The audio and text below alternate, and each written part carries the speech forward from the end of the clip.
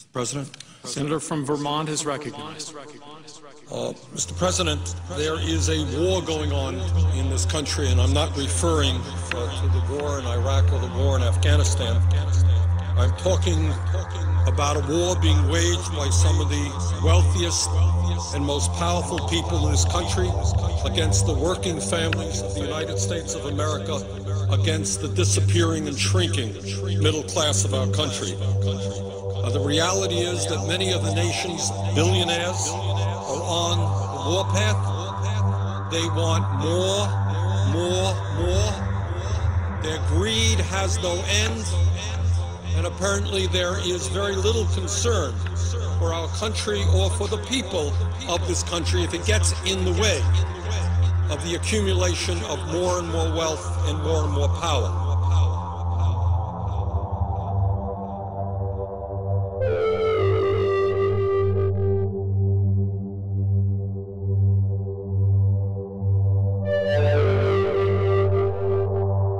Mr. President, in the year 2007, the top 1% of all income earners in the United States made 23.5% of all income. Top 1% earned 23.5% of all income, more than the entire bottom 50%.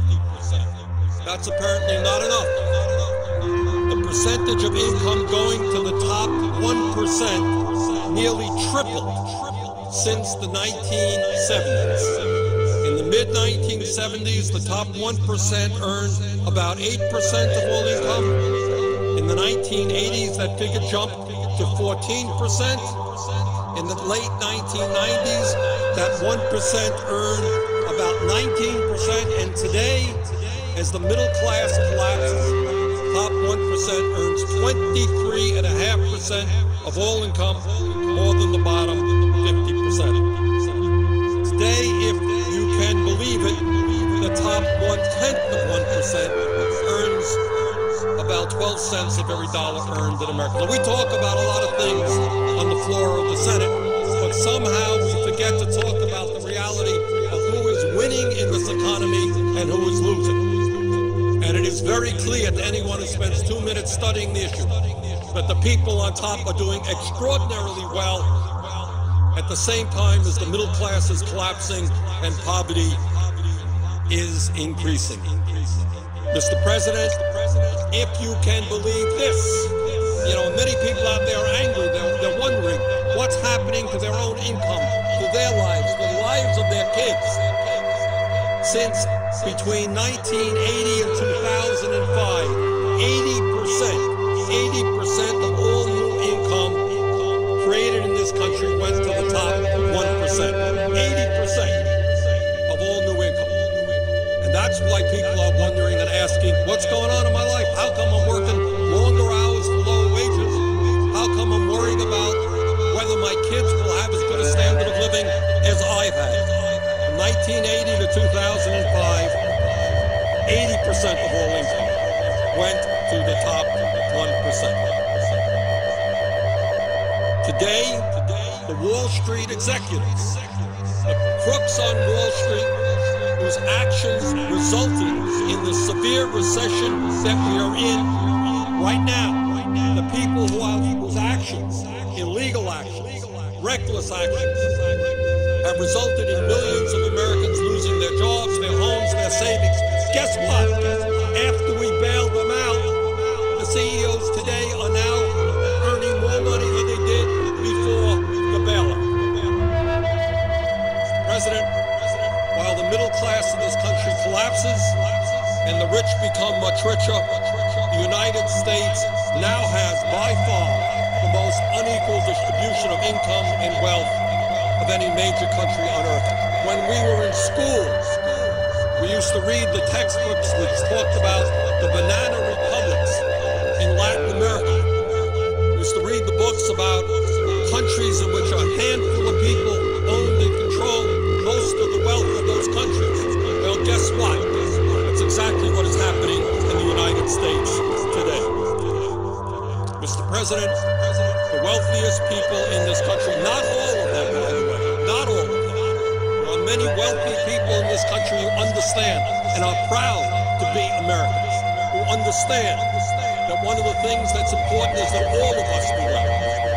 But there are, on the other hand, many others whose apparently only concern is more and more wealth and more power for themselves. And this is an issue, this greed is an issue that we have got to deal with.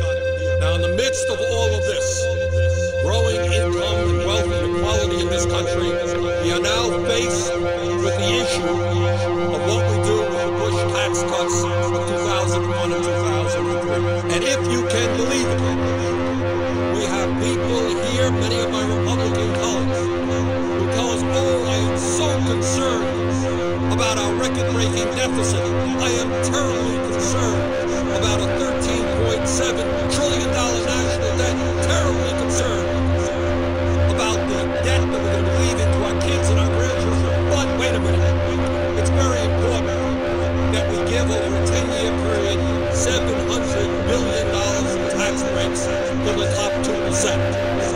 Oh yeah, we're concerned about the debt, we're concerned about the deficit, but we are more concerned that millionaires, people who earn at least $1 million a year or more, get on average $100,000 a year in tax breaks. So you got a $13.7 trillion national debt growing. You've got growing income inequality, top 1% earning more income than the bottom 50%. But the highest priority of many of my Republican colleagues is to make sure that millionaires and billionaires get more tax breaks. I think that that is absurd. But it is not only income tax rates that we're dealing with. It is the estate tax as well.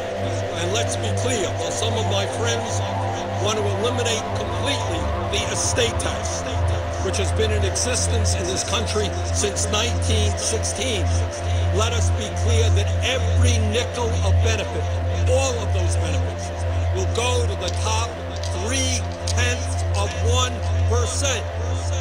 And if we did, as some of my friends would like, eliminate the estate tax completely, it would cost us $1 trillion in revenue over a 10-year period, all of the benefits going to the top 0.3%. So I am sure that in a little while, my friends are going to come down to the plaza. We're very concerned about the deficit. We're very concerned about the national debt. But you know what we're more concerned about? Giving huge tax breaks to the wealthiest people in this country. But, Mr. President, the tax issue is just one part of what some of our wealthy friends want to see happen in this country. The reality is that many of these folks want to bring the United States back to where we were in the 1920s. And they want to do their best to eliminate all traces of social legislation which working families fought tooth and nail to develop to bring a modicum of stability and security to their lives.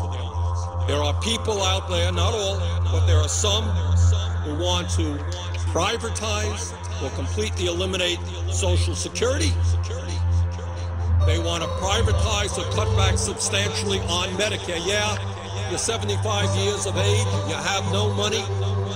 Good luck to you getting your health insurance at an affordable cost from a private insurance company. I am just sure there are all kinds of private insurance companies out there just delighted to take care of low-income seniors who are struggling with cancer or another disease.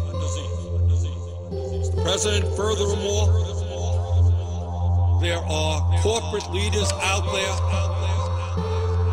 and many members of Congress, who not only want to continue, they want to expand our disastrous trade policies. My wife and I went shopping the other day, started our Christmas shopping.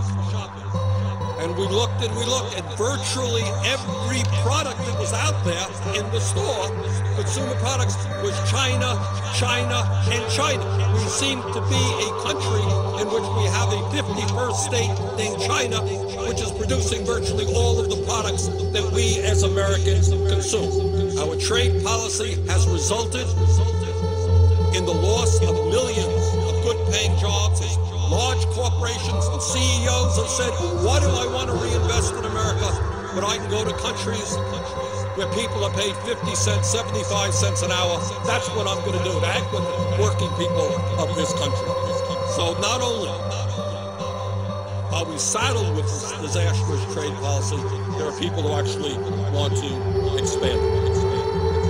Now, one of the things that we're going to see going on is that while we struggle with a record-breaking deficit and a large national debt caused by the wars in Iraq and Afghanistan, caused by tax breaks for the wealthy, caused by an unpaid-for Medicare Part D prescription drug program, caused by the Wall Street bailout, driving up the deficit, driving up the national debt. Then some people can say, oh my goodness, we got all of those expenses, and then we got to give tax breaks to millionaires and billionaires, but we want to balance the budget. Gee, how are we going to do that? Well, obviously, we know how they're going to do that. We're going to cut back on health care. We're going to cut back on education. We're going to cut back on child care. We're going to cut back on health programs. We just don't have enough money for working families and their needs. We're going to cut back on food stamps. We're surely not going to expand unemployment compensation. We got a high priority, Mr. President. We have got to give tax breaks to billionaires. That's what this whole place is about, isn't it? They fund the campaigns. They get what's due them. Mr. President, years ago enough, our friends on Wall Street, the CEOs of large financial institutions, they want to rescind the slowdown provisions, modest provisions of financial reform. It did not go anywhere near far enough, but it went too far for our Wall Street friends and their lobbyists who are all over here. And for the hundreds of millions of dollars Wall Street spends in this place, they want to rescind, slow down some of the reforms there. These people want to cut back on the powers of the EPA and the Department of Energy so that ExxonMobil can remain the most profitable corporation in world history, while oil and coal companies continue to pollute our air and our water. Last year, ExxonMobil made $19 billion in profit. Guess what? They paid zero in taxes. They got a $156 million refund from the IRS. I guess that's not good enough. We've got to give the oil companies even more tax breaks. So, Mr. President, I think where we are. We got to hold up.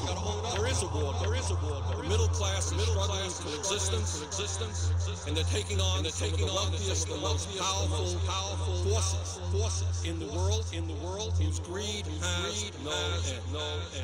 And if we don't begin to stand together and start representing those families, there will not be middle class in this country. President, without Senator from